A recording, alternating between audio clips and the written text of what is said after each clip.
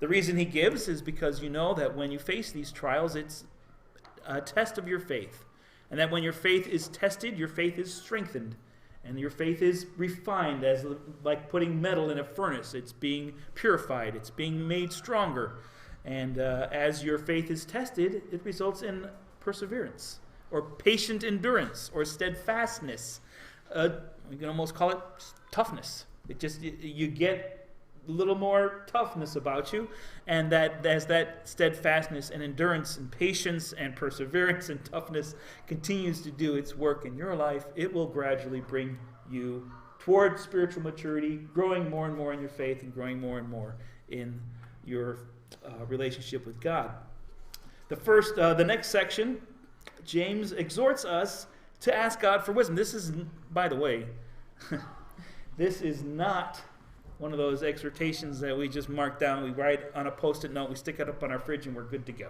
For me personally at least, to try and tell me that when hard trials come up in my life, when hardships happen, when circumstances arise that I didn't plan for and I'm not ready for, and I think are messing with my schedule, they're not at the right time, they're not what I need right now, the last thing on my mind is that I should somehow be happy about this. I should be happy that all of a sudden my schedule for the day just got flipped upside down, and all the stuff that I thought I needed to do, needed to focus on, that's got to be set aside because there's this new situation. No, my first response is almost always frustration, and that's really the best word. It's like, oh, and that's, I sometimes wonder if where I work, at a Sure Women's Center, that they might, how often they hear that sound, or because every once in a while I'll print something and I'll find I printed in the wrong format and I'm standing by the printer, go back to my office, print it again. So it's just that this is what James is exhorting us to, is to in the situations of trials and hardships, and there's a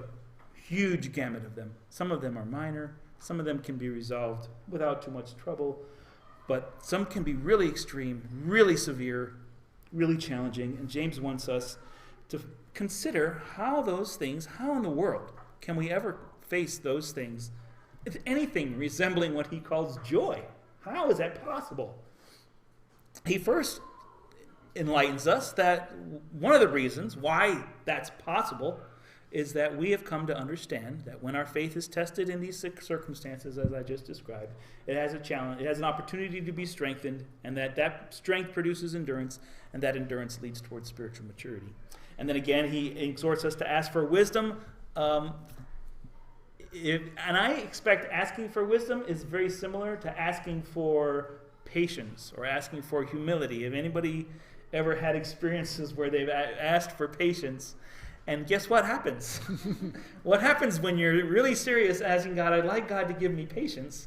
What is going to happen in your life? You're going to encounter challenges to your patience. You're actually asking God to bring into your life circumstances where your patience will be put to the test. You'll have opportunities to practice the patience that you've been asking God for. And it's very similar with asking God for humility. Boy, asking God for humility, you're asking God to break you. You're asking God to embarrass you. You're asking God to humiliate you. And those are the things that are going to happen. I have many experiences in my life, and some of them are excruciatingly painful, especially when pride is rooted as it is so deeply in many of our hearts, that having that broken and made that into humility is one of the most excruciating, and it can last for years. But moving on, James is exhorting us to ask for wisdom. And now in verses 9 through 11, I'm just going to start here with verses 9 through 11. We'll see how far we get this morning. James is going to pick up the same theme. He's giving us more insight into how it is, at all possible, that we can face trials and tribulations or afflictions with anything even close to resembling joy or hope or comfort or in any way positive, being able to find a positive in these situations. Let's read again verses 9 through 11. Let the lowly brother boast in his exaltation, and the rich in his humiliation, because, like a flower of the grass, he will pass away. For the sun rises with its scorching heat and withers the grass, its flower falls, and its beauty perishes. So also the rich man fade away in the midst of his pursuits.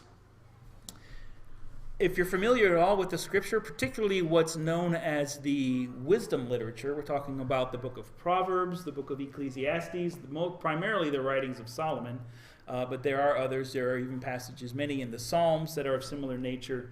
You will find this kind of language very frequently. The idea about, well, Psalm 103, man is like, his days are like the grass. Let me read that real quick. That's a psalm that I used to have memorized, but not like the whole book of James, accessible at the moment. The way my brain works. Psalm 103:15. As for man, his days are like grass. He flourishes like a flower of the field.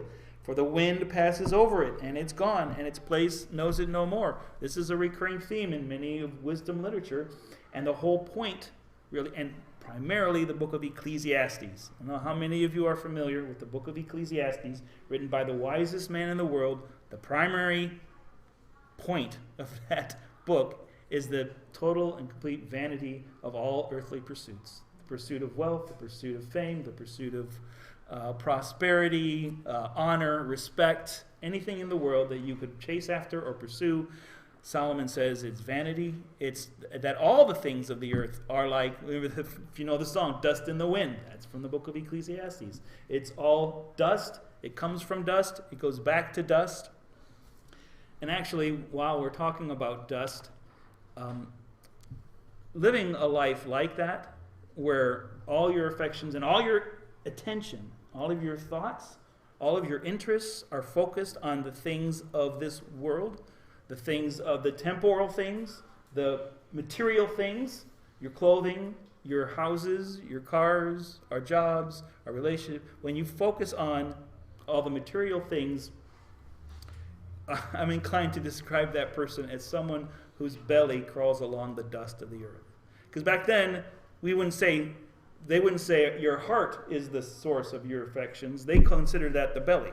That your belly, when they say your belly is, there's something in your belly, that means that's what you're hungry for. That's what you're desiring. That's what you're thirsting after. That's what you're pursuing, is something that comes from your belly. And we like to say more that comes from our heart. When we feel strongly that this is something we want to chase after, we want to engage with, we say that's something in our heart. But they consider that in our belly. And it reminds me of the curse